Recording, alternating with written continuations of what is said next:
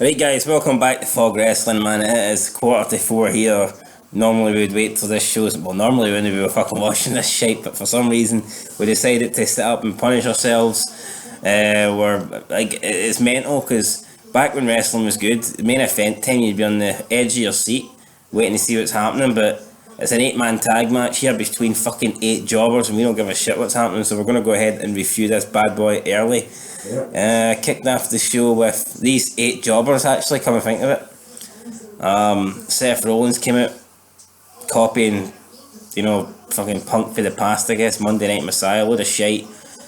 Joe came out, and it was weird because Seth Rollins was speaking as if, Joe, you've got no mates because we've took them all out over the past couple of weeks, even though he knew this 8-man tag match was happening tonight, so obviously they weren't taking it, they were here, they were cleared to compete. Retarded, then they came out, had a brawl, your usual shite. Seth Rollins and this team start retreating, and Becky Lynch comes out, and Kevin Owens just like shrugs his shoulders and walks away. I mean, I've never seen someone get jobbed out like this, but I mean, fuck it, is what it is. Becky Lynch defeats Coronavirus, and the commentator, who I do not have a clue what he's called, but he said that something along the lines of defeating Asuka twice would cement your legacy. I mean, this is hardly Jericho defeating Rock and Austin in the same night, is it? Nope. It's Becky Lynch defeating a squint that's not been booked strong for over a year now, so I mean, it's, if that's defining your legacy, then your legacy must be pretty pish. So Lynch wins, and then Shayna Baszler comes out, beats her up, takes a chunk out her neck, and there was like the amount of blood, man, it was like watching a Saw film. We never get to see the cut, so it didn't happen. It was Spiral 3 months early, but we never got to see the cut. Like, you know what I mean? It makes no sense, something that gruesome. That's what they would be focusing in on. If this was real, you know what I mean? That's the first thing that the camera would be looking for, is a shot of the cut. You know what I mean? They wouldn't be looking away from it. Do it. Da-da-da. Like, can you imagine like watching a horror movie or something like that, and there's a gruesome death and the cameraman's trying to avoid seeing it? You know what I mean? He's trying to, like, someone's getting their arm sawed off and Saw, but he's trying to fucking get the furthest camera angle away possible so you don't see it. I mean, where's the logic in that? There's no logic. Logic is, this is pish. All you need to know is, see if you like wrestling these days, you just are fucking hung, you bunch of dope rat bastards. Nonsense. Yep. Worse than fucking Celtic fans. Right, I agree. So then they come back for the break and they're taking Becky but to the back, and it just made no sense, and they're like, you have to go to the hospital, and then she fucking freaks out and drives herself. Like, what's this achieving? It's not like she's jumping in the ambulance and pursuing after Shayna Baszler, man. She's just driving herself to the hospital. I mean, I don't get that. Right, what do we have up next? Because this is where my memory starts to fade. It's been a long night. Might have been MVP, Drew McIntyre. Yes, which is probably the best thing on the show. So McIntyre goofing around like an absolute shite bag. Don't like this new version of Drew McIntyre, and I hope that Lesnar beats him for the belt. Yep. Although I'm just hoping Lesnar's got the belt by Mania. But if it's Ricochet, then I'll only be watching Mania, so I guess the outcome only really matter to me. But so MVP wants to be his MVP kind of carry this segment. Like, MVP wants to be his advocate. McIntyre says that he doesn't need anybody to talk from. Well, based on his promos over the past couple of weeks, he's fucking wrong. He does need someone to talk from. Claymore kick to MVP onto the comfy couch, and that was this one. Bad boy over and done with. Up next, Street Profits taking on Mojo Rawley and the guy that's in our thumbnail, who I've no idea who it fucking is, to be honest. So basically the Street Profits beat this guy in about 2 seconds. Mojo Rawley's like, mate, what's happening here? We're supposed to be a team. And then this guy out of nowhere rolls up fucking schoolboys, small packages, Mojo Rawley, and the ref was out of position. So the ref took about 15 seconds to get in the ring and start the count, and Mojo Rawley could even kick out. A disaster. This guy wins. The guy with no name. I'm not being insulting to the guy. I mean, there's a lot of times where we maybe say, who is this guy? And we know who he is, but he's a jobber, right? So Yeah. we kind of rip the piss at them by saying, like, who is this person? Like, that's Sarah Logan, right? I knew that was Sarah Logan the night, but I was quite happy to, like, you know, pretend Well, I I did. didn't. So No, I did, but I was quite happy to, like, rip the piss and pretend I don't know who it is.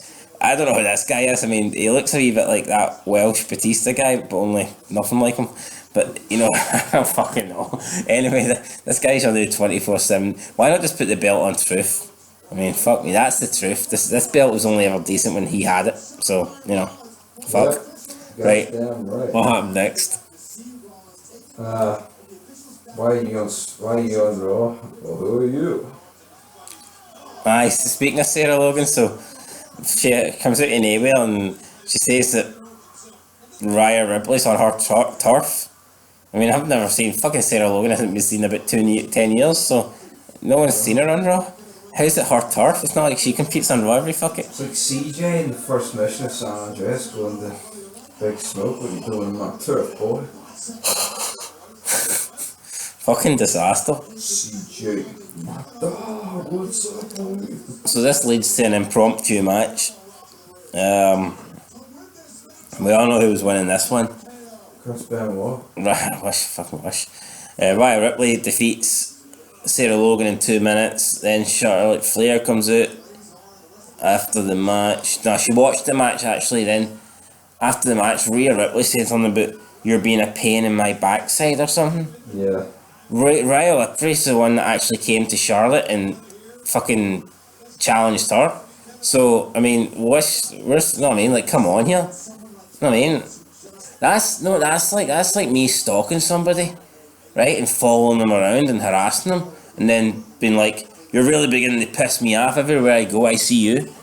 Yeah. Oh, fuck off then. Stop following me. You know what I mean? Fuck. And then Charlotte basically says something about You're the. you might not be the champ after Saturday, and then woo. I mean, just because your second name's Flair, right, and you copy the woo, doesn't mean you're great. You're fucking dog shit, and that is the truth. Right, up next, what happened? Matt Hardy and Orton had a segment. Pretty sure Ricochet, Bobby Lashley was before Who that. gives a fuck? Right, Malteserdom gets buried by smaller Malteserdom. Right, good night. I mean, it should be Lashley versus Lesnar, but yep, it's not. So See, it's like seeing you get a packet of Maltesers and you get like the odd big one. That's Bobby Lashley, and he got a 450 or whatever the fuck. Ricochet's pish. It's got as much charisma as a. no, I know what this would be like. This would be like hype. This would be like hyping up Rick versus the Governor for 15 episodes. And then episode 16, fucking Milton escapes and kills the Governor, then challenges Rick to a one-on-one match. This a bit. I mean, this it just shouldn't be. It's pish, right? But anyway, Bobby Lashley got beat after it, and Ricochet did the 650 and landed on his head. So. I wish you did. Hopefully he does that to Brock. Brock might just get up and legit kill him. Fucking. No, that's a bit. Samurai sword for the crowd. What's going on? Up next, Randy Orton came out. He said he was going to explain his actions, but of course they don't have an explanation. So Matt Hardy had to come out and interrupt him because he had nothing to say. I mean, Matt Hardy is a guy that. I mean, this guy could have coronavirus and 10 concussions at the same time and still come up with a good explanation, but. I mean, WWE would rather just job him out. So he's going back to he's went back to like the 2000 Matt Hardy attire, but he looks about 20 years old. Yeah, 20 million years old. So I don't think it's really working. Nope, certainly not, boy. So basically, Matt Hardy explains that he hated Edge more than anyone. But even when he wouldn't have done what Orton done, he wants a reason. Orton doesn't get it. Orton goes for an RKO. Matt Hardy avoids it just to get taken out with an RKO like 2 seconds later. So I mean, really, what's the point? I'm glad he got written off in a decent way. Yeah, this could be the last we see Matt Hardy, at least in a WWE ring. I'm not sure you want to see him in a TNA ring. No.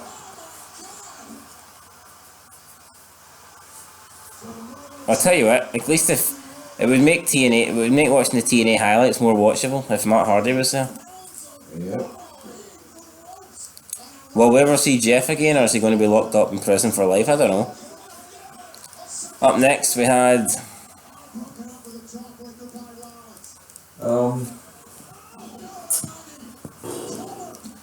Well, Ruby Riot. Oh fuck. Ruby Riot did something backstage. Not too sure what. Becky Lynch drove back in the ambulance and said, I'm pish.